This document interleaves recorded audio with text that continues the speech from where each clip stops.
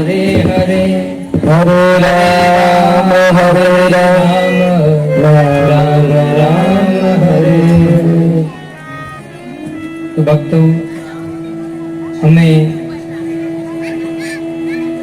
नित्य सुबह जगते ही भगवान का नाम लेना चाहिए, भगवान का दर्शन करना चाहिए। उससे में ही हमारे मनुष्य जीवन का सार्थकता है। भगवान श्री कृष्ण ने सोचा कि आज कालिया नाग को नाथ कर बाहर निकालना है, क्या करें। आप सब ने सुना होगा, भगवान बॉल से खेल रहे थे और उस कालिया के धरा में गया। भगवान श्री कृष्ण ने देखा कि हमें कैसे प्रवेश करूं अंदर, कालिया को मारना है वो। उसी समय भगवान ने देखा कि यमुना के किनारे एक वृक्ष था जिसका नाम था कदम वृक्ष। वो कदम वृक्ष पर भगवान चढ़ गए।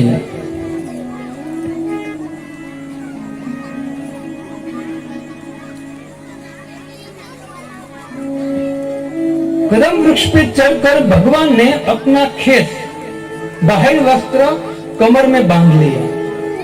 बस अब भगवान ने विचार कर लिया, सोच लिया कि मुझे अंदर जाना है और कालिया को नाचना है। हमारे संत कहते हैं कि भगवान उस वृक्ष पर चढ़े और वृक्ष पर चढ़कर उसने छलांग लगाई कालिया के दह में, यमुना में, और कालिया को नाथ दिया, अंदर से बाहर निकाला उनको, और यमुना का जल है उसको स्वच्छ कर दिया भगवान ने। हमारे आचार्य कहते हैं कि उसी तरह ये जो कदम वृक्ष है, वो कदम वृक्ष पे भगवान चढ़े, वैसे ही भगवान और भगवान के नाम में कोई अंतर नहीं है। और कदम वृक्ष मतलब हमारा कान। जब हम भगवान के नाम को हमारे कान के मार्फत से, जैसे भगवान ने कदम वृक्ष पे चढ़कर यमुना में छलांग लगाया, वैसे हमारे कान के माध्यम से भगवान को हृदय में अंदर जब उतारेंगे ना, तो जैसे भगवान ने उस कालिया के धरा को, कालिया को बाहर निकाला मथ कर, वैसे ही भगवान हमारे हृदय को मथ कर, जैसे यमुना को स्वच्छ कर दिया, वैसे ही भगवान अपने हृदय को स्वच्छ कर दे।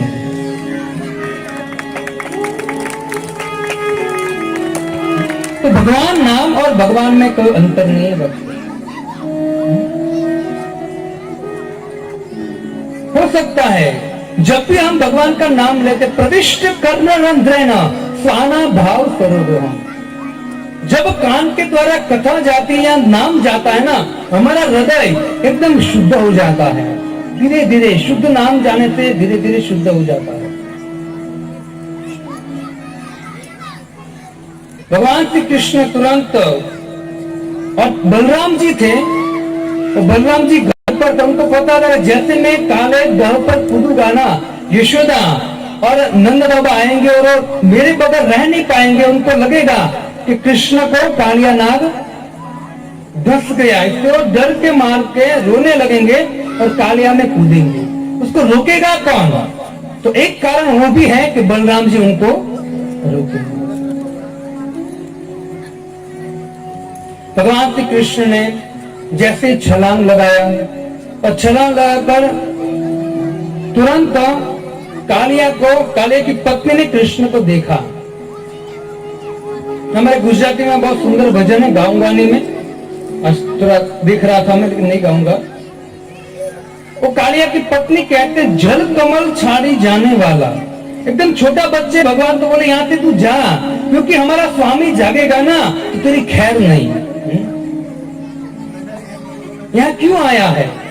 लेकिन भगवान कहते हैं कि मैं जुआ खेल रहा था मथुरा में, और जुआ में मैं तेरे पति कालिया के शीश को हार चुका हूं, इसे इस कालिया का शीश काट कर वहां देना है मुझे। बहुत सुंदर गाते हैं।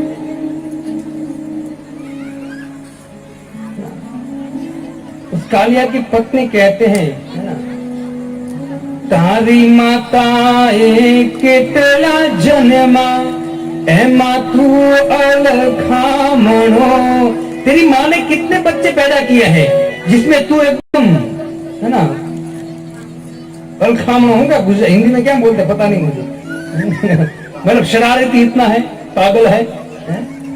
भगवान कहते हैं मारी माता ये बेऊ जन्मा एमा हूं नटवर नानुड़ो, जगाड़ तारा नागने मारू नाम कृष्ण कानुड़ो, है जल कमल चांदी जाए।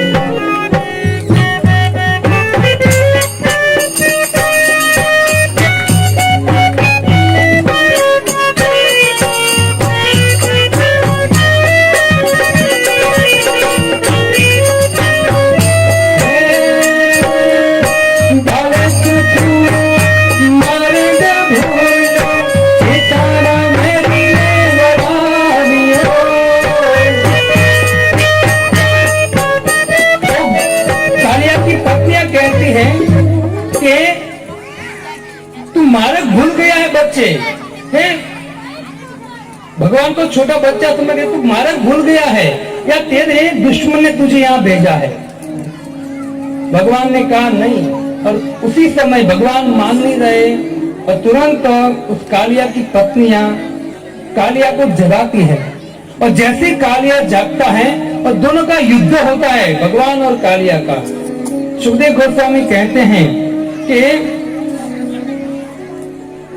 जैसे कालिया को भगवान ने नाथा, तो तुरंत उस नाग कन्या भगवान को प्रार्थना करने लगी। नागन सब विनंती करे, विनंती करने लगे क्या छोड़ो हमारा तंत, मतलब हमारा पति ने छोड़ दो प्रभु। बहुत सुंदर प्रार्थना करते, अब क्यों प्रार्थना करती है, बहुत सुंदर प्रार्थना करते, उसका कारण क्या है, भगवान को कैसे जानती है। सुखदेव गोस्वामी और सनातन गोस्वामी इतना सुंदर भाव दिया है, कभी समय मिलेगा तो चर्चा करेंगे, लेकिन बहुत सुंदर भाव दिया है कि इतनी सुंदर प्रार्थना कैसे निकली उसके मुख से। कालिया को बाहर लाए, नंद बाबा यशोदा माता ब्रजवासी रो रहे हैं बाहर और सब घड़ा में कूदने की इच्छा कर रहे कृष्ण के साथ। कृष्ण नहीं है तो हम जीकर क्या करेंगे, लेकिन कहते बलराम जी ने शेष अनंत शेष उसने अपने 1000 भुजा फैलाई और सभी ब्रजवासी को रोक के रखा था। लेकिन जैसे भगवान कालिया के नाक ऊपर आए और नृत्य कर रहे थे तो सभी ब्रजवासी खुश हो गए। तो इस तरह से भगवान ने कालिया को कहा कि कालिया तू यहाँ से चला जा। तो कालिया ने कहा कि प्रभु मैं कैसे जाऊं, क्योंकि आपका जो वाहन है गरुड़, वो गरुड़ मुझे खा जाएंगे, मेरे पीछे पड़ा है। भगवान ने कहा तू चिंता मत कर, तू चिंता मत कर, अभी तक गरुड़ तेरे पीछे पड़ा था, अब वही गरुड़ जो गरुड़ तुझे खाने के लिए मारने के लिए पीछे पड़ा था ना, वही गरुड़ मेरे चरण कमल तेरे ऊपर पड़े हैं, अब वही गरुड़ तुझे प्रणाम करेगा। तो चिंता मत कर, क्योंकि मेरे चरण कमल उस तेरे पर आ गए हैं। रमणक द्वीप में तुरंत उसको भेज दिया भगवान ने। भगवान बाहर आए। सुखदेव गोस्वामी कहते हैं कि जैसे भगवान बाहर आए सभी ग्वाल बाल नंद बाबा यशोदा बहुत प्रसन्न हो गए। भक्तों, भगवान श्री कृष्ण ने बहुत सुंदर सुंदर लीला किया है, लेकिन उस लीला के पीछे कोई ना कोई संदेश दिया है। हम लीला तो सुनते हैं, हम भजन भी सुनते हैं, भजन गाते हैं, लेकिन जो भजन गाते हैं लीला सुनते हैं ना, वो भजन के शब्द पकड़ने चाहिए और उस भजन के शब्द पकड़कर उस पर चिंतन करना चाहिए, उसकी व्याख्या करनी चाहिए, अपने हृदय में उतारना चाहिए। हमारे एक भक्त जो है या यहाँ से गाया जाता है भजन, तो आपको बहुत अच्छा लगता है। भले भजन में हमारे शब्दों में ध्यान ना हो, लेकिन हमको आनंद आता है, जो बजता है ना उसमें आनंद आता है। शब्दों में ध्यान देना चाहिए। हम जो भी भजन गाते हैं उस भजन के शब्दों में ध्यान देंगे ना, बड़ा आनंद आएगा। सुखदेव गोस्वामी एक के बाद एक लीला का वर्णन करते करते करते करते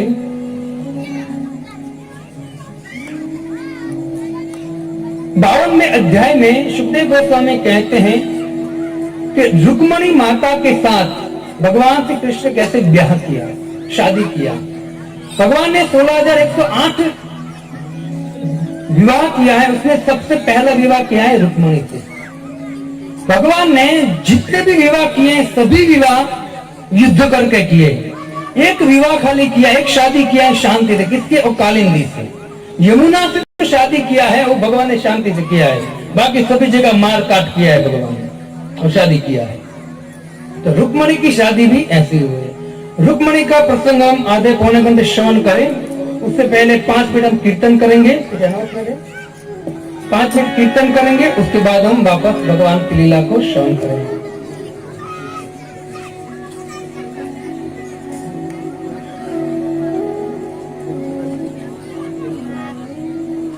हरे कृष्णा कृष्ण कृष्णा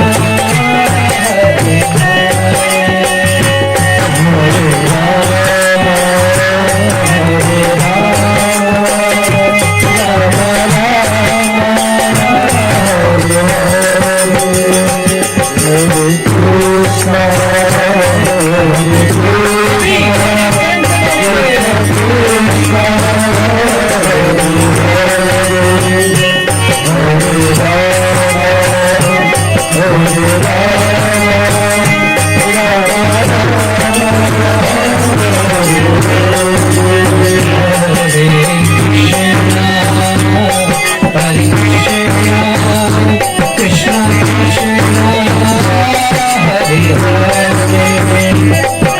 हरे,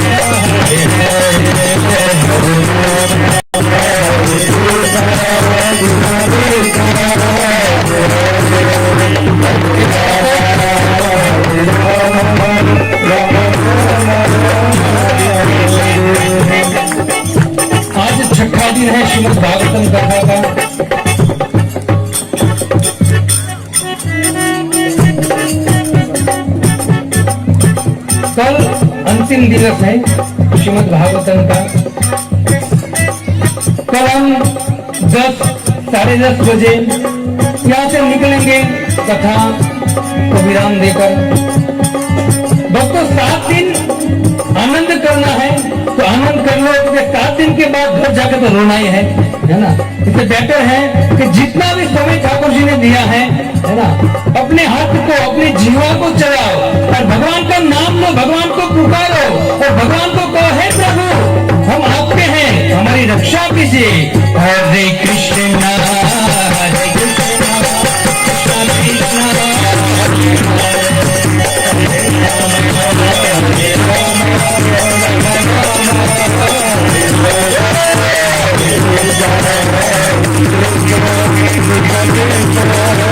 हरे।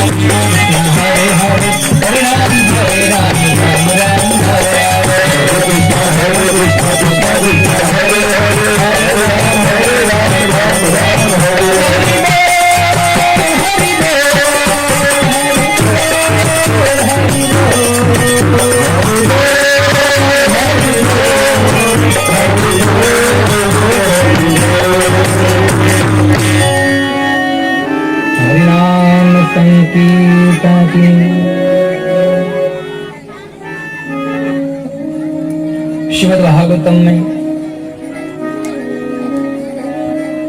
10वें स्कंद के 52वें अध्याय में सुखदेव गोस्वामी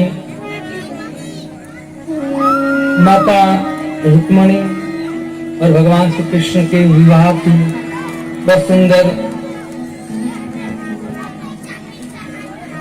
कथा सुना रहे हैं।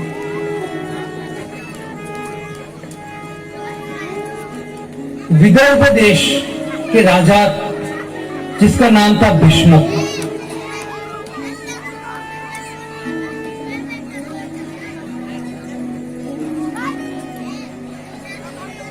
हरे कृष्णा कृष्णा कृष्णा हरे हरे, हरे राम राम हरे हरे। विदर्भ देश के राजा जिसका नाम था भीष्मक, जिसको हम कुंडिनपुर बोलते हैं, महाराष्ट्र में है ना कुंडिनपुर।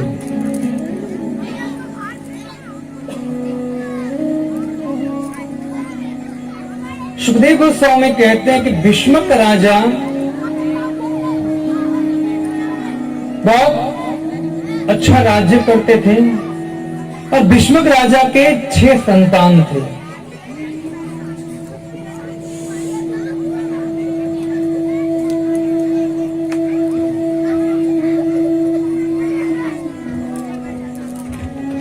महाराज भीष्मक को 6 संतान थे, 5 पुत्र थे और 1 पुत्री थी। 5 पुत्र के नाम थे। सबसे बड़ा पुत्र था जिसका नाम था रुक्मी, दूसरा रुक्मरथ, तीसरा रुक्मबाहु, चौथा रुक्मकेश और 5वें पुत्र का नाम था रुक्ममाली। देखो नाम कैसे है,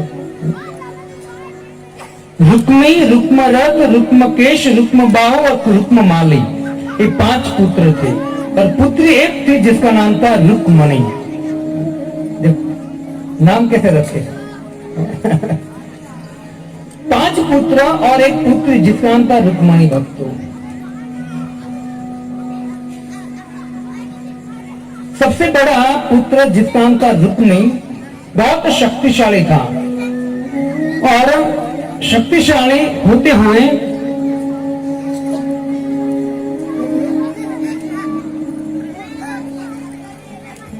उनके जो मित्र थे संगत उसकी बहुत खराब थी। सुखदेव गोस्वामी कहते हैं जरासंध शाल्व दंज घोष दंत विदूर था। जरासंध, शाल्व, दंभ घोष, दंतपत्र, विदुरथ और शिशुपाल ये दुष्ट उनके मित्र थे। उनके कारण उनकी बुद्धि भी बिगड़ चुकी थी, शक्तिशाली था बहुत। सुखदेव गोस्वामी कहते हैं कि रुक्मी जो था उनके पिताजी की बात भी नहीं मानता था।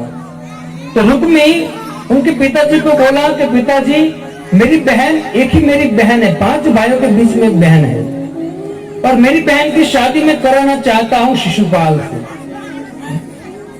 मैं शिशुपाल से शादी कराना चाहता हूं।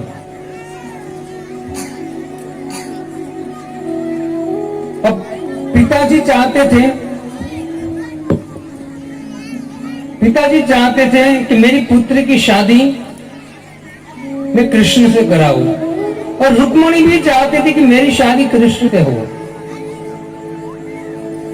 देखो भक्तों, श्रीमद् भागवतम और महाभारत में भी कथा है कि भगवान श्री कृष्ण अपनी बहन सुभद्रा की शादी अर्जुन से कराना चाहते थे, लेकिन बड़े भैया दाऊ जी शादी दुर्योधन से कराना चाहते थे। आज तक भगवान श्री कृष्ण को कभी देखा नहीं है,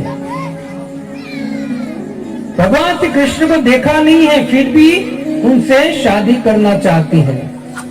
परीक्षित महाराज कहते कि प्रभु रुक्मणी ने कभी भगवान को देखा नहीं है, तो कैसे इनका मन भगवान में आ गया।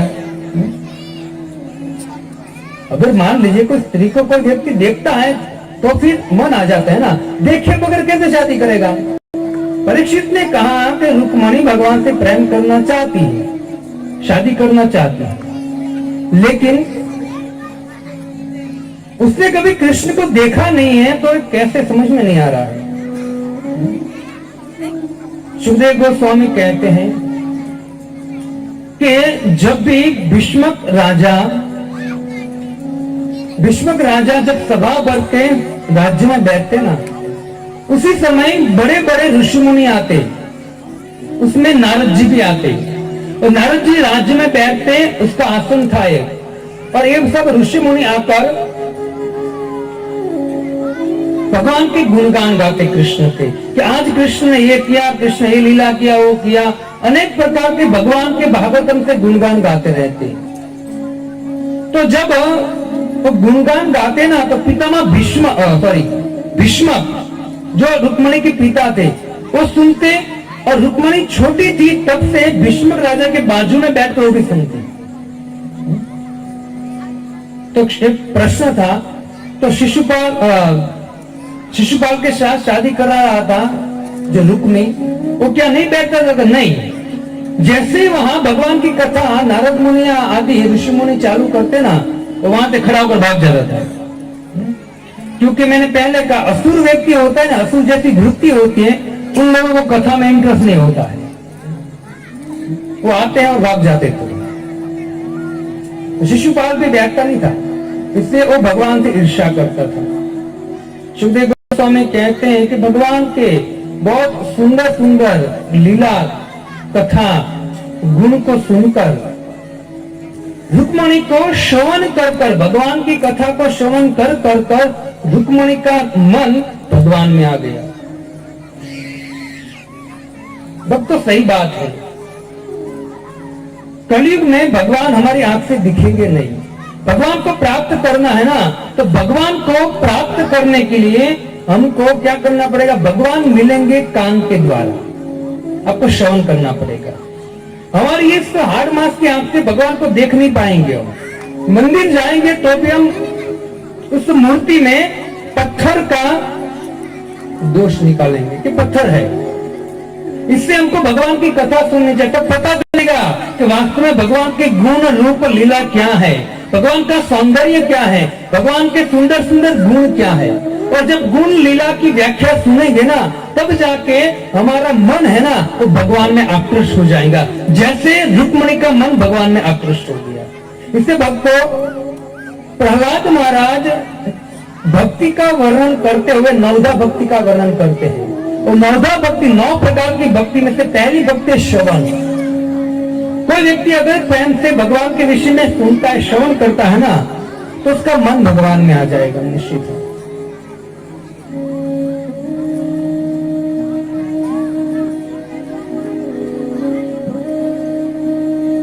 रुक्मणी माता भगवान के विषय में श्रवण करती थी।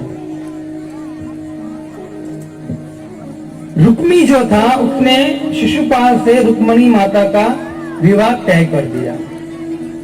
लेकिन रुक्मणी की मन से इच्छा थी कि प्रभु शादी करूंगी तो आपसे ही, अगर आपसे शादी नहीं हुई ना तो मैं शरीर छोड़ दूंगी, है ना। शादी करूंगी तो आपसे, बाकी किसी से शादी नहीं करूंगी। जैसे राजस्थान की मीरा कहती है,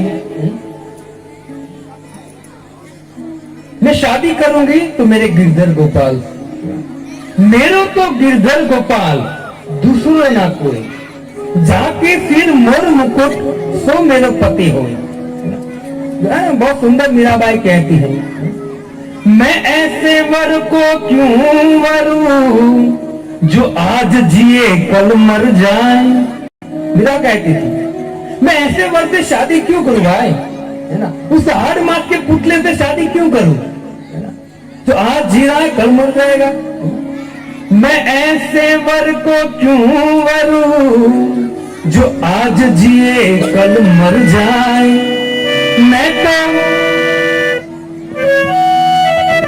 तो वरू मेरे गिरधर गोपाल को, मेरा चुगलो अमर है जाए। मैं तो शादी करूंगी ना तो मेरे गिरधर गोपाल से करूंगी। क्यों? क्योंकि मेरा क्या बोलते हैं, चुड़ला, मतलब ना, ब्याह मेरा अमर हो जाएगा, क्योंकि वो मरेगा नहीं, क्योंकि सच्चिदानंद है। हम सब हाड़ मास के पुतले हैं। ये मीरा का भाव है। मीरा ने रुक्मणी से सीखा है, ऐसा भी कह सकते हैं। तो वरूंगी तो मैं कृष्ण से। बोली रुक्मणी कि अगर कृष्ण नहीं मिले ना तो मैं किसी से शादी नहीं करूंगी, कुछ भी हो जाए। लेकिन रुक्मिणी ने शिशुपाल से शादी तय कर दिया, और जिस दिन बारात आने वाली थी उससे एक दिन अगाव बारात आने वाली थी, सुबह आते बारात, लेकिन एक दिन अगाव शिशुपाल अपनी बारात लेकर रात को आ गया था, रात को ही आ गया था। इतना फॉर्म में था शादी करने के लिए। बहुत लोग होते हैं फॉर्म में शादी करने के लिए। इतना फॉर्म में था शिशुपाल के सुबह है ना, कभी क्या हम जान लेकर जाते हैं ना, तो दूर है तो रात को बस उतरते, सुबह पहुंचते हम, और सुबह हम है ना जब उतरते हैं तो स्नान करके गांठिया फाफड़ा जलेबी, गुजराती लोग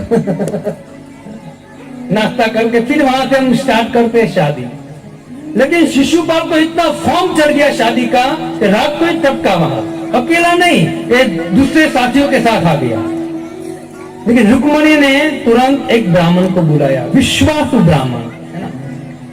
हमारे सनातन गोस्वामी जीव गोस्वामी कहते कि कितना भाग्यशाली होगा ब्राह्मण, कितना भाग्यशाली होगा ब्राह्मण, है ना, कि रुक्मणी माता अपना प्रथम लव लेटर की स्थापना यहीं से हुई। तो पहला लव लेटर रुक्मणी माता ने कृष्ण को लिखा, लेटर लिखा 7 श्लोकों का, और ऐसा लेटर लिखा है भक्त भगवान को रुक्मणी ने, न भूतो न भविष्य।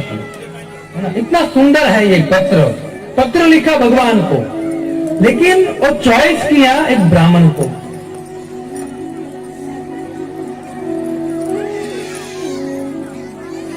सनातन गोस्वामी कहते कितना भाग्यशाली होगा वो ब्राह्मण कि इतना भरोसा किया है रुक्मणी माता ने।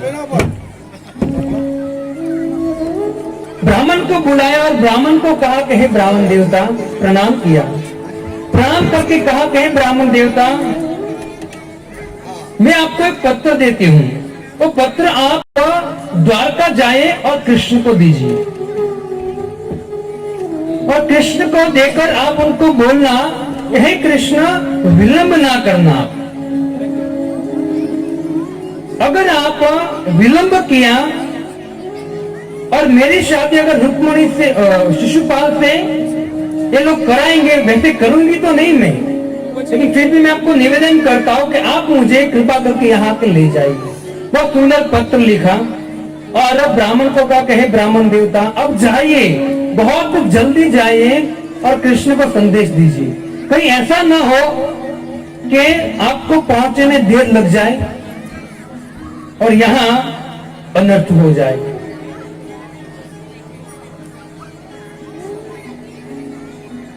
तुरंत ब्राह्मण उस पत्र को लेकर द्वारका की ओर चला। भक्त सुखदेव गोस्वामी कहते हैं कि जैसे ही ब्राह्मण द्वारका में गया, वहां पहुंचा ना,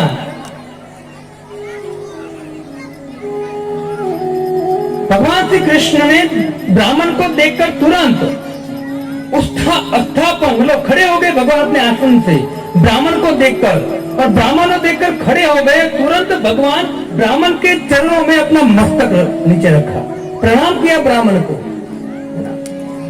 सनातन गोस्वामी कहते देखिए, एक ब्राह्मण, भगवान ब्राह्मण को भी प्रणाम करते, क्यों? ये भगवान कहते गो ब्राह्मण हिताय चो, मैं आता हूं क्यों? ब्राह्मण और गायों की रक्षा करने के लिए भगवान आते हैं, और ब्राह्मण कुल में जो जन्म है, ब्राह्मण के गुण है, उनको समझाता है कि वास्तव में आपका कर्तव्य क्या है।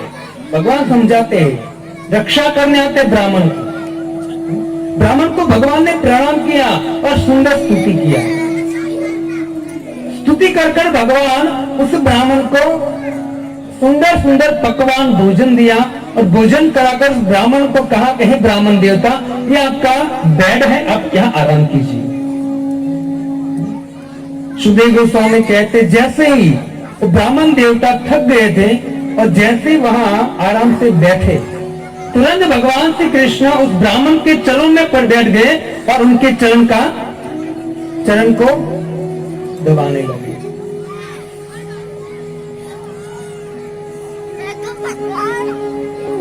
और दबाते दबाते भगवान श्री कृष्ण कहते हैं, हे ब्राह्मण देवता, आपका यहाँ आगमन किस कारण से हुआ है? अब मुझे बताइए, जो भी आपकी इच्छा होगी मैं पूरी करूंगा। अब जो भी चाहते हो। और मैं, भगवान कहते हैं कि जब तक मैं समझता हूं तब तक ब्राह्मण को कोई इच्छा होती नहीं है, क्योंकि ब्राह्मण का एक गुण है संतोषी ब्राह्मण। संतोष होता है उनको, गुण होता है उनका। बहुत सुंदर भगवान स्तुति करते ब्राह्मण देवता की। और ब्राह्मण देवता कहते हैं कि ब्राह्मण देवता बोलिए, आपको अब आने का कारण क्या है? तो ब्राह्मण देवता कहते हैं, हे प्रभु, मुझे कुंडिनपुर से भीष्मक की पुत्री रुक्मणी ने भेजा है और मुझे पत्र दिया है, कहा है कि कृष्ण को दे देना और कहना कि विलंब ना करे। भगवान श्री कृष्ण देखो, भगवान की शीलता देखिए आप। भगवान श्री कृष्ण उस ब्राह्मण को, है ना, वरना मान लीजिए एक लड़का और लड़की है, एक लड़का लड़की को लड़का अगर लिखता है तो लड़की या लड़का किसी को पढ़ने देगा? नहीं, कभी नहीं देगा। लेकिन भगवान ने ब्राह्मण को कहा कि हे ब्राह्मण देवता, ये जो पत्र है रुक्मणी ने लिखा है, आप ही पढ़िए, आप ही पढ़िए। ये रुक्मणी जो विवाह है ना भक्तों, ये एक कथा 7 दिन हो सकती है। इतना सुंदर भाव है। ब्राह्मण जब आता है ना, यहाँ ब्राह्मण और कृष्ण का जो संवाद है ना, यहाँ गाड़ी अटक जाती है ना, आगे बढ़ती नहीं है। इतना सुंदर सुंदर भाव है इसमें। हमारे आचार्य ने इतना लिखा है ना, कि भगवान ने ब्राह्मण के साथ क्या वार्तालाप किया है। क्योंकि ब्राह्मण आया तो ब्राह्मण पढ़ेगा पत्र, ठीक है, उससे पहले ब्राह्मण के इतने गुणगान है। बहुत सुंदर कथा है ये। लेकिन हमको 15 मिनट में दोनों का ब्याह भी करा देना है।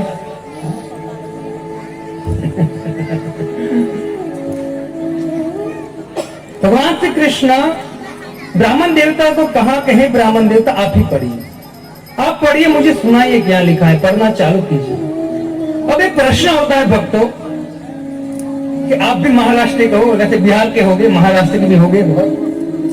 अब एक प्रश्न होता है, ये प्रश्न कि प्रभु, रुक्मणी माता कुंडिनपुर की, मतलब महाराष्ट्र की थी और भगवान गुजरात के। तो रुक्मणी ने कौन सी भाषा में पत्र लिखा था? गुजराती में लिखा था या मराठी में लिखा था, हिंदी में लिखा था, कौन सी भाषा में लिखा था? आपको पता है किसी को? भगवान गुजराती है ना। द्वारिका नो नाथ मारो राजा रमचकोट, है ना। क्योंकि मैं भी गुजरात से बिलोंग करता हूं, हमको कंफर्म है, क्योंकि हमारे प्रभु को गुजराती आता ही है। एकदम गुजराती में प्रार्थना करते हैं उनको, क्योंकि 100 साल रहे हैं भाई, आता ही होगा ना गुजराती तो। महाराष्ट्र में रहे नहीं है, इसलिए आपको प्रश्न करता हूं, क्या रुक्मणी माता ने भगवान को कौन सी भाषा में लेकर लिखा होगा? मराठी में लिखा या गुजराती में लिखा होगा?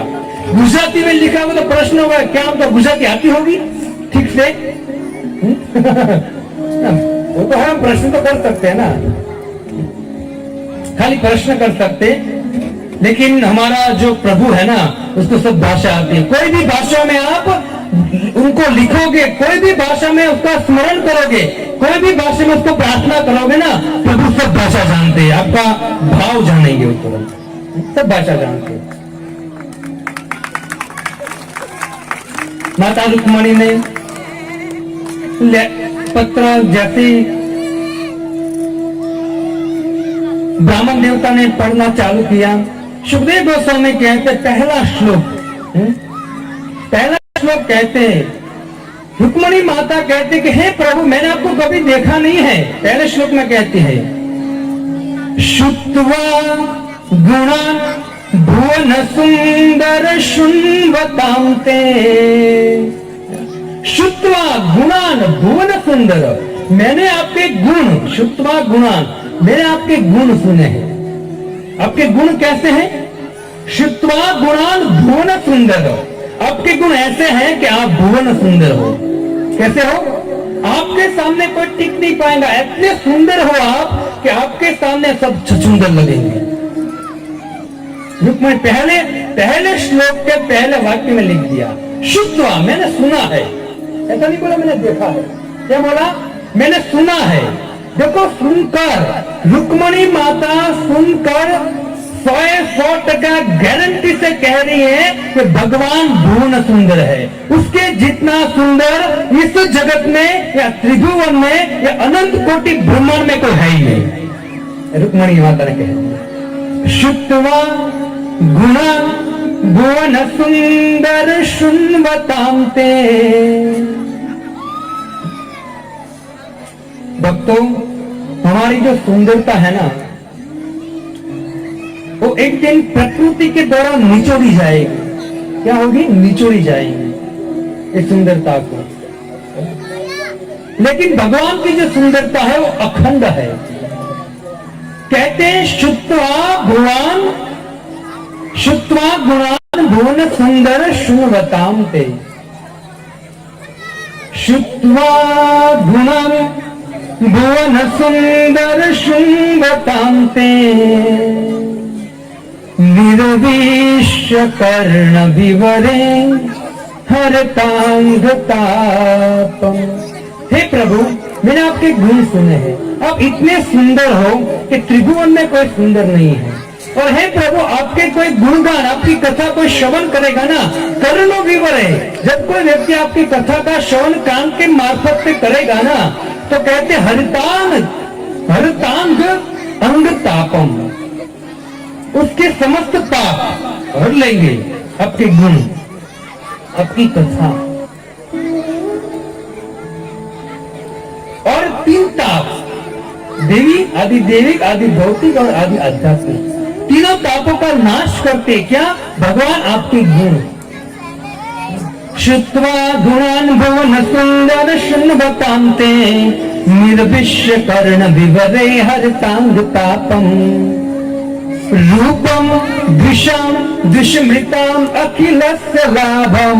हे प्रभु, आपका जो रूप है ना, आपका जो सौंदर्य है, आपकी जो लालिमा है, आपका रूप अखिलस्य लाभम, पूरे अखिल ब्रह्मांड को लाभदायक है। अगर अखिल ब्रह्मांड में कोई भी व्यक्ति आपका दर्शन करेगा ना प्रभु, उनको लाभ ही लाभ होगा। ये रुक्मिणी कहते हैं। इसलिए यहाँ रुक्मिणी संदेश देना चाहते हैं कि आप लाभ चाहते हो, शुभ चाहते हो। अपने घर में लाभ और शुभ लिखने से कभी लाभ शुभ नहीं होगा। लाभ शुभ चाहते हो ना, तो कहते हैं कि भगवान के रूप को देखना पड़ेगा, भगवान के रूप को सुनना पड़ेगा भक्तों, तब जाके लाभ होगा। कितना है? अभी एक श्लोक है भक्तों, है ना, एक श्लोक है।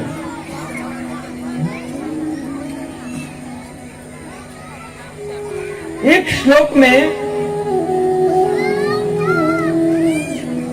7 दिन चले जाएंगे।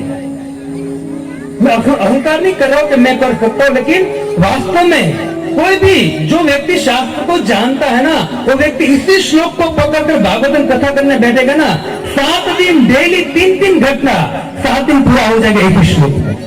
ऐसा श्लोक है, क्योंकि भगवान के रूप की चर्चा पूरे भागवतम में हुई है, गुण की चर्चा पूरे भागवतम में हुई, भगवान भुवन सुंदर है उसकी चर्चा पूरे भागवतम में हुई है, श्रवण करना परम धर्म है पूरे भागवतम में हुई है, श्रवण करने के बाद त्रितापों से मुक्त हो जाओगे पूरे भागवतम में वर्णन हुआ है। ये पॉइंट है सब। दौड़ते रहो लोग कहते प्रभु जी मैंने 7 दिन भागवत कथा सुन ली, अब क्या बारंबार सुनना, क्या सुना तूने भाई? और कुछ नहीं सुना है। इससे सुखदेव गोस्वामी कहते कि 7 दिन सुनना है, सोम से रवि, फिर वापस सोम आएगा कि नहीं, 7 दिन सुनता रहना है। ऐसा नहीं कि जीवन में एक बार सुन लेना खत्म हो गया, 7 दिन। 7 दिवस सांभलाय मारवाला, भागवत सांभल जो भावती रे,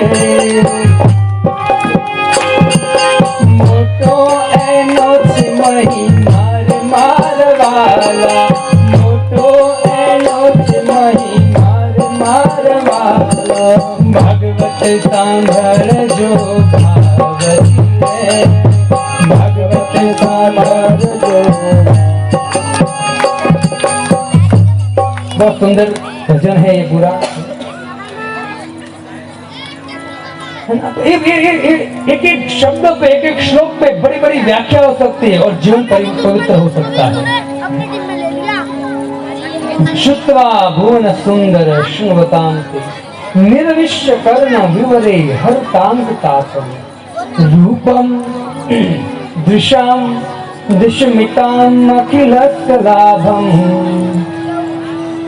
निर्विश्य कर्ण विवरे हरतां तापम रूपम दिशां दृश्यमितां अखिलस्य लाभम वै अच्युता विस्मृते चित्तपत्रपम में। हे प्रभु, आपके रूप गुण की चर्चा सुनकर मैं निर्लज्ज हो चुकी हूँ। तो क्या हो चुकी हूँ? निर्लज्ज। सोचे भक्तों, क्षत्रिय है ये, रुक्मणी माता क्षत्रिय है और क्षत्रिय में ऐसा नियम था पहले कि क्षत्रिय की पुत्री एक रात भी बाहर रहेगी ना, उसको घर में घुसने नहीं देंगे। हो गई। और लेटर लिखने की बात ही अलग है। इससे रुक्मणी माता कहते आपके रूप गुण लीला, आपकी कथा का इतना नशा चढ़ा मुझे, है ना, कि मैं कहती हूँ निर्लज्ज हो चुकी हूँ, कोई शर्म नहीं है मुझ में। इससे तो मैं आपको पत्र लिख रही हूँ। और वास्तव में ना, जो व्यक्ति भगवान के पीछे पागल हो जाता है ना, वास्तव में वही तर जाता है। लोग कहते जब कोई व्यक्ति कोई धोती कुर्ता पहनता है, भगवान का नाम लेता है ना, तो कलयुग के दुष्ट व्यक्ति कहते हैं जब पागल हो गए हैं, इसको कोई काम धंधा नहीं है। अरे भाई, पागल कौन है वो तू देख। ये जो धोती कुर्ता पहनकर भगवान कृष्ण नाम का नाम ले रहे हैं ना, वो लोग भगवान के द्वार का, भगवान के धाम का द्वार खोल रहे हैं और तू नर्क में जाएगा, तू नर्क का द्वार खोल रहा है। इतना अंतर है। लेकिन मूर्ख व्यक्ति कहता रहता है कि इसको कहाँ धंधा है, तो है ना, कुछ काम धंधा है नहीं, इसको सब कर रहा है। यही जीवन है हमारा। कब तक सड़ोगे भाई संसार में, कब तक? हमारे विल्वा मंगल ठाकुर कहते हैं शरीर में 100 जॉइंट्स है। कितने? 100 सांधे हैं। सांधे बोलते हैं जॉइंट्स, 100 जॉइंट्स है ना। एक अच्छा होगा तो दूसरा दुखेगा ही, वो दूसरा अच्छा होगा तीसरा दुखेगा, है ना, क्योंकि जो जॉइंट करके बनाया हुआ है ना, वो एक दिन निश्चित टूटेगा। ये शरीर हमारा। तो ऐसे हार्ड मास के शरीर से हमको क्या करना चाहिए, है ना? तो श्रीमद् भागवतम के 11 स्कंद में 9 योगेंद्र ऋषभ मुनि के 9 पुत्र है और 9 पुत्र कवि हरि, अंतरिक्ष, प्रबुद्ध, पिपला, आविहोत्र, चमस, करभाजन। और 9 पुत्र में से कवि कहते हैं दुर्लभम मानुषो देहो देही नाम क्षणभंगुर। मनुष्य जीवन बहुत दुर्लभ है, सबको नहीं मिलता है। दुर्लभम मानुषो देहो देही नाम क्षणभंगुर। और क्षणभंगुर है, कब नाश हो जाएगा उसको कोई गारंटी नहीं है।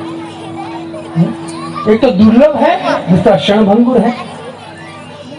लेकिन कहते हैं तत्रा भी दुर्लभम मन्ये, अगर कोई व्यक्ति फिर भी ये जो शरीर है ना इतना महत्व का है कि अगर कोई व्यक्ति तत्रा भी दुर्लभम मन्ये वैकुंठ प्रिय दर्शनम, कोई व्यक्ति अगर इसी शरीर से भगवान का भजन कर लेगा ना तो भगवान के धाम में प्रवेश करेगा। वो 8 मास के शरीर से खुश होने वाला नहीं है, दुख के अलावा। लेकिन इसी शरीर से अगर थोड़ा बहुत भगवान का भजन हो गया ना, यज्ञत्वानंद निवर्तन से भगवान के धाम में प्रवेश कर जाओगे। अपनी बुद्धि को ऊपर उठाओ, खाने पीने सोने में और पुत्र उत्पन्न करने में मत रहो, इतने में मत रहो। पशु की तरह मत जियो, पशु से मनुष्य की बुद्धि श्रेष्ठ है, भगवत गीता कहती है। तो पशु जीवन के ऊपर उठो, वेद व्यास जी कहते। और ऊपर कब उठेंगे? जब हम धर्म का पालन करेंगे। और धर्म क्या है? श्रीमद् भागवतम कहते हैं धर्म ही साक्षात कृष्ण प्रणीत, साक्षात भगवान कृष्ण धर्म है। इसलिए भागवतम कथा कराने का उद्देश्य क्या है? लोगों को भगवान का संदेश मिले, भगवान की भक्ति करो, दूसरा कोई उद्देश्य नहीं है। माता रुक्मणी 7 श्लोक में चर्चा कर रही है, मैं विस्तार नहीं करूंगा क्योंकि विस्तार करने जाऊंगा तो अब बहुत टाइम चला जाएगा। वो जो ब्राह्मण है, ब्राह्मण एक के बाद एक 7 श्लोक पढ़ा और पढ़कर तुरंत भगवान को कहा कि हे प्रभु, आपको निवेदन है। रुक्मणी माता ने आखिर में कहा और पहले भी कहा कि भगवान को कहना, कृष्ण को कहना कि देर मत करे, देर मत करे, क्योंकि अभी शाम हो गए हैं और आज शिशुपाल भारत लेकर आ गया है। भारत लेकर ऑलरेडी आ चुका है, तो आपको देर नहीं करनी है प्रभु। अब देखिए भक्तों, भगवान ने को जैसे ब्राह्मण को कहा, ब्राह्मण को भगवान ने प्रणाम किया, ब्राह्मण को आप चिंता मत कीजिए, आप जाइए, अब मैं संभाल लूंगा सब। सुखदेव गोस्वामी कहते हैं कि हे परीक्षित, जैसे ही ब्राह्मण देवता गए और शाम हो गई थी ऑलरेडी, उसी समय भगवान ने दारुक को कहा। दारुक भगवान का सारथी था। भगवान ने तुरंत कहा, दारुक रथ निकाल। क्यों? क्योंकि रुक्मणी को लेने जाना है। अब दूसरे किसी को नहीं कहा, भगवान खुद, वरना दाऊ जी को कह सकते हैं चल मेरे साथ तू, नहीं, खुद निकले भगवान रथ लेकर। भगवान का जो रथ है ना भक्तों, उसमें 4 घोड़े हैं। अर्जुन के रथ के भी 4 घोड़े थे। कैसे थे? कलर कैसा था? व्हाइट, श्वेत, हरिर युक्त थे। भगवत गीता। बलि महाराज के घोड़े 4 थे, उसके रंग कैसे थे? ब्लू। कैसे थे? ब्लू। बलि महाराज के 4 घोड़े के रंग ब्लू थे। और भगवान के जो घोड़े हैं ना, उसके भी 4 थे। कैसे थे? तो कहते हैं एक पोपट कलर का रंग का घोड़ा था, एक आकाश कलर का रंग का था, एक लाल कलर का घोड़ा था। 4 अलग अलग कलर के घोड़े थे, उनके 4 नाम थे। तो 4 नाम देते हैं यहाँ, शेप्य, सुग्रीव, मेघपुष्पक और बलाहक। ये 4 घोड़े थे भगवान के। शेप्य, सुग्रीव, मेघपुष्पक और बलाहक, ये 4 घोड़े थे। भगवान ने दारुक का रथ निकाल, भगवान निकले। अब देखिए भक्तों, कहां जाना है? कहां जाना है? आप कहो तो सही है, हमारे गांव आना है, तो हमारे देश आना है। भगवान को कहां जाना है? यहीं आना है ना, महाराष्ट्र में आना है कहां भगवान?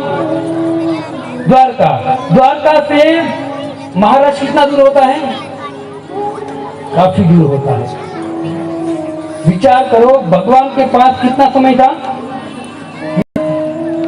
1 रात का समय था। कितना? 1 रात का।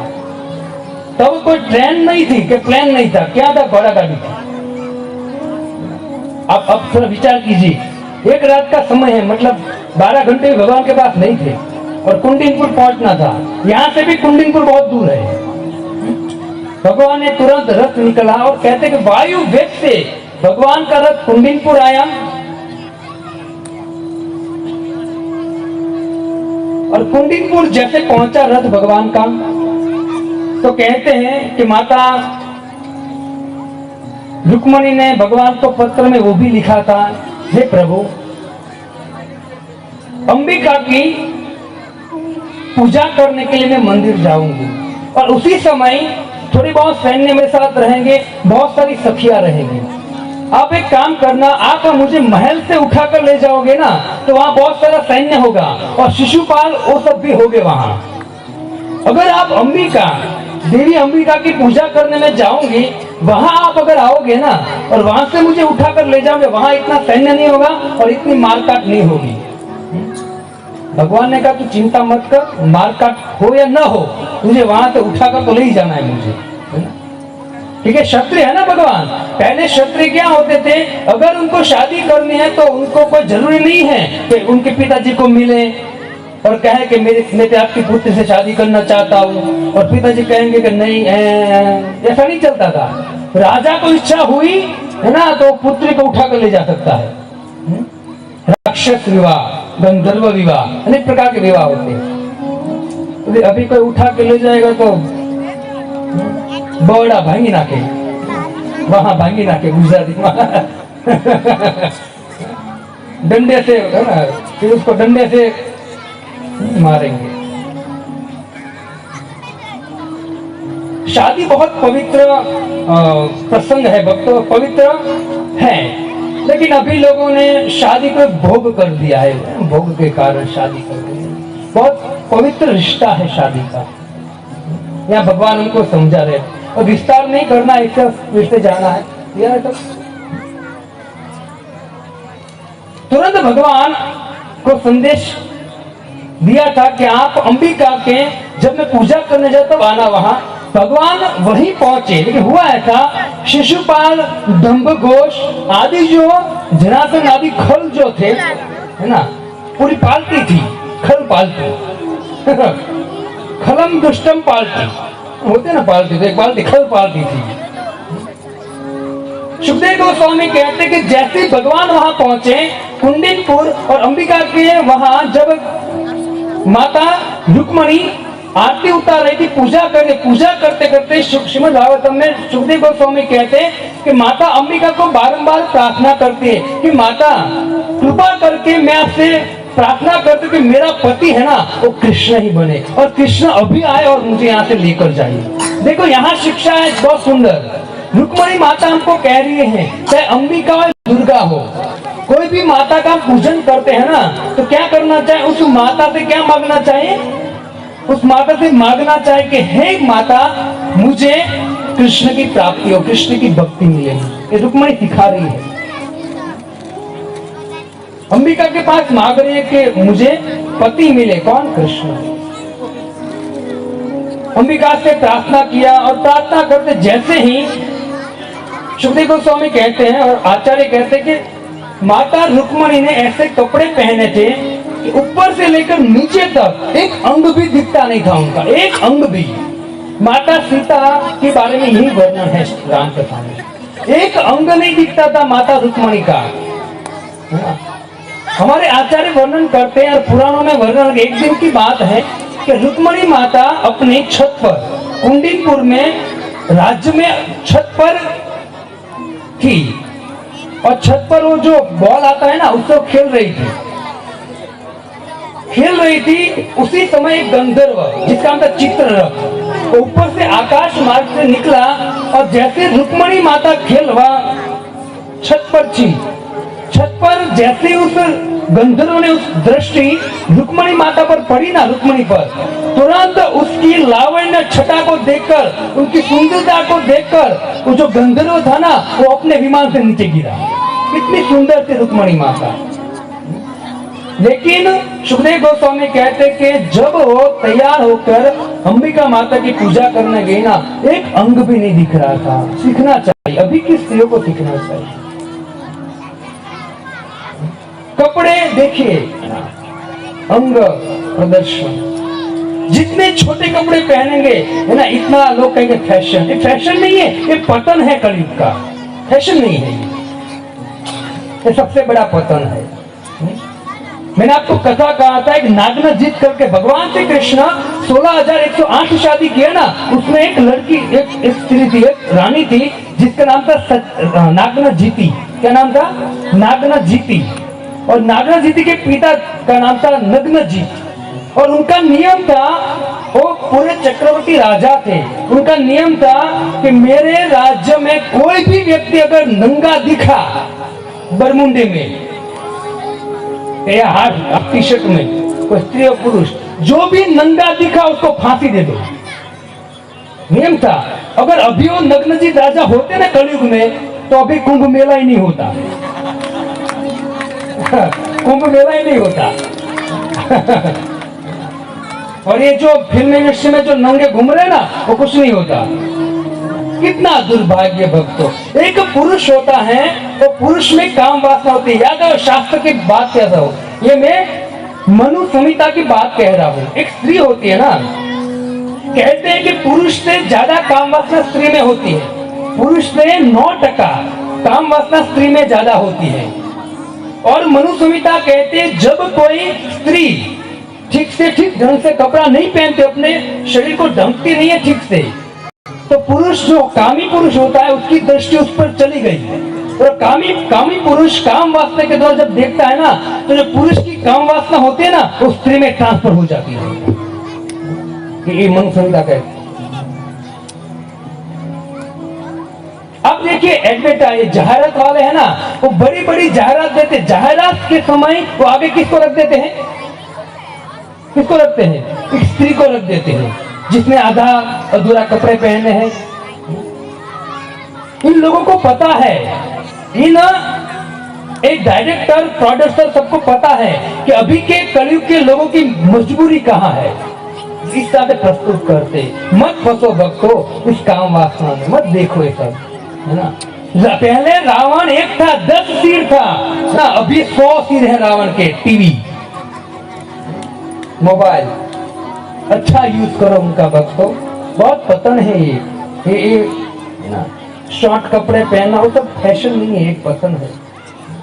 कभी कभी तो हम जाते हैं ना कहीं बार, तो कभी लड़के को देखते, युवा लड़की को, तो उसने पैंट पहना है और पैंट या कमर से नीचे उतर गया होता है ना। हम कहते भाई इसको बोलो पैंट चढ़ाए, उतर जाएगा एकदम, तो बोलते नहीं प्रभु ये तो फैशन है, यहाँ तक नीचे उतरा वो फैशन है। सोचिए आप, और आधे फटे पैंट पहनते हैं। हमको लगता है एक लड़की जा रही थी, तो भिखारी बैठा था भीख मांगने। लड़की जा रही थी, भिखारी भीख मांगने बैठा था, तो लड़की ने भिखारी को देखकर तुरंत 10 या 50 रुपए दिए। भिखारी ने ऊपर देखा तो लड़की ने फटे पैंट पहने था, फैशन है ना। तो भिखारी बोला ओ बहन इधर आओ, उसने दूसरे 50 का 100 रुपए दिए। वास्तव में भीख की जरूरत आपको है, क्योंकि आप मेरे से ज्यादा फटे कपड़े पहने आप। तो लड़की का दिमाग घूम गया, अरे मूर्ख फैशन है। रुक्मणी माता सिर से लेकर चरण कुछ नहीं दिखता था भक्तों, इतनी सुंदर थी रुक्मणी माता। अभी लड़कियां सुंदर दिखने के लिए कपड़े कम पहनती है, रुक्मणी माता सुंदर थी ना, इससे पूरा ढककर रखती थी कि सुंदरता है ना मेरे कृष्ण के लिए, बस किसी के लिए नहीं। अभी सती कहाँ ढूंढने जाएंगे? सुबह पति टिफिन लेकर चला जाता है तो टीवी चालू करती है, कभी शाहरुख खान को देखते, कभी सलमान खान को देखते, कभी इसको देखते। इसमें कहाँ पतित्व रहा भाई? सोचिए, शास्त्र की बात कह रहा हूँ, आपको लगेगा प्रभु ये सब क्या है, सही है ये, आपको सुनना तो सुना, खड़े होकर घर चले जाओ, यही सही है, सत्य बात है। क्योंकि मैंने पहले बोला था शास्त्र की बात कहूंगा, सत्य बात है। पतन की ओर जा रहा है, कलयुग है और समाज पतन की ओर जा रहा है, और पतन की ओर से समाज को ऊपर उठाने के लिए श्रीमद् भागवतम की कथा बहुत आवश्यक है भक्तों। बोलते ठाकुर माता रुक्मणी जैसी पूजा समाप्त हुई, रुक्मणी जा रहे, तुरंत भगवान श्री कृष्ण आया। सुखदेव गोस्वामी कहते हैं कि भगवान श्री कृष्ण ने रुक्मणी को छुआ नहीं, रुक्मणी खुद भगवान के साथ ऊपर चढ़ गई रथ पर। और ऐसा भी कहा जाता है कि रुक्मणी खुद राज पकड़ ली, है ना, और तुरंत चलाई। शिशुपाल दंभघोष सब वहीं थे और भगवान को रोकने की कोशिश की। और वहां सुखदेव गोस्वामी कहते हैं भगवान रुक्मणी को इस तरह से लेकर चले गए जिस तरह से शेर के बीच में से कोई व्यक्ति शेर से निवाला छीनकर भाग जाए। शेरों के बीच में से निवाला छीनना मतलब शेरों के बीच में से शेर का शिकार छीनकर भाग जाना, मतलब कैसी बहुत बड़ी बात है। बड़े बड़े योद्धा थे, जरासंध जिसके अंदर 10,000 हाथी का बल था, है ना, भीम के सामने युद्ध कर रहा था जरासंध। भीम ने भगवान को कह दिया भगवान ये मरेगा नहीं मुझसे, थक गया था भीम भी। ऐसे व्यक्ति को बड़े बड़े योद्धाओं के बीच में भगवान जैसे गरुड़, वहां दृष्टांत देते, जैसे गरुड़ समस्त देवी देवताओं के बीच में से अमृत का कलश लेकर भाग गए ना, वैसे भगवान श्री कृष्ण बड़े बड़े योद्धाओं के बीच में रुक्मणी को उठाकर द्वारका ले गए। और द्वारका जाकर अब बीच में बहुत कुछ आता है, रुक्मी पीछे आता है, दाऊ जी मिलते, रुक्मी को भगवान मारते हैं, बहुत सारा वर्णन है, लेकिन हम सीधा द्वारका पहुंचते हैं। भगवान श्री कृष्ण रुक्मणी को लेकर जा रहे हैं और यहाँ तुरंत रुक्मणी उनका भाई ने सोचा कि आज कृष्ण को छोड़ूंगा नहीं, पूरी सेना को लेकर पीछे दौड़ा। भक्तों जा रहे, भगवान ने बोला बेटा तू समय आने दिया, बीच में ऐसा जगह आया, कहते कि रुक्मणी को पकड़ा, वहां मारा रुक्मणी को भगवान ने बहुत। उस समय बलराम जी आए,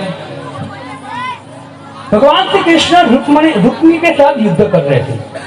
युद्ध करते करते रुक्मणी क्या रथ को तोड़ दिया और भगवान नीचे उतरकर रुक्मणी को पकड़ा, और जैसे रुक्मणी को मारने जाए ना तो रुक्मणी तुरंत भगवान के चरण पकड़ लिए कि प्रभु छोड़ दो, मेरा भाई है ना, भाई पे कैसा भी दुष्ट भाई हो लेकिन भाई है, क्या करे।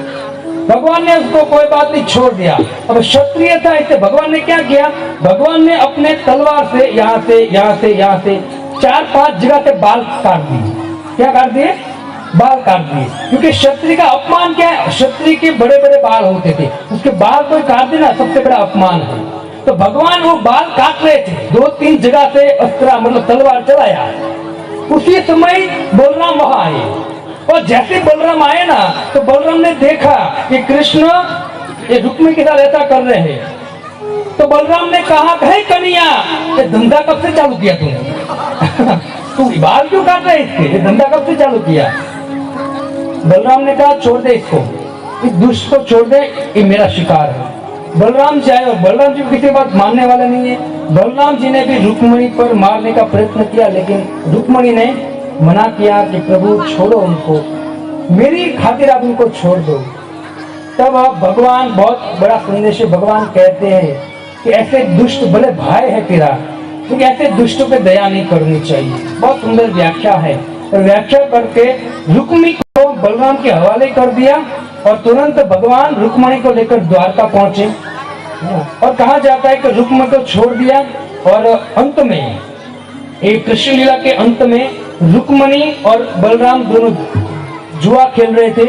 उसमें रुक्मणी चीटिंग कर रहा था, बलराम जी को चिढ़ा रहा था। बलराम जी का गुस्सा बढ़ा, और बलराम जी ने वहां तो छोड़ दिया था, लेकिन वहीं एक थप्पड़ मारा, रुक्मणी को मार दिया था बलराम जी ने। वो आगे कथा आती है।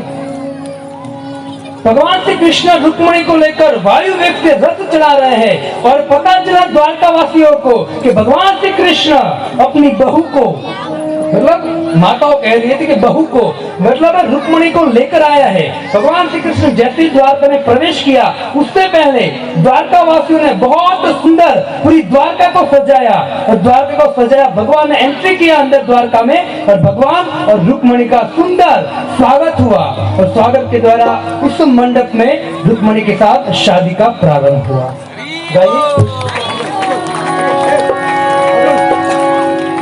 द्वारकाधीश भगवान की जय, द्वारकाधीश भगवान की जय, रुक्मिणी महारानी की जय। हरे कृष्णा भक्तों, बहुत अच्छा रुक्मिणी का हरण और स्वयंवर किस प्रकार से भगवान ने शिशुपाल और अन्य राक्षसों के बीच से रुक्मिणी जी को हरण करके लेके आ रहे हैं। आइए हमारे विराट के कुछ बच्चे लोग ने तैयारी किया ड्रामा और उनका झलक। चलो हरि बोल। हरे कृष्णा हरे कृष्णा कृष्णा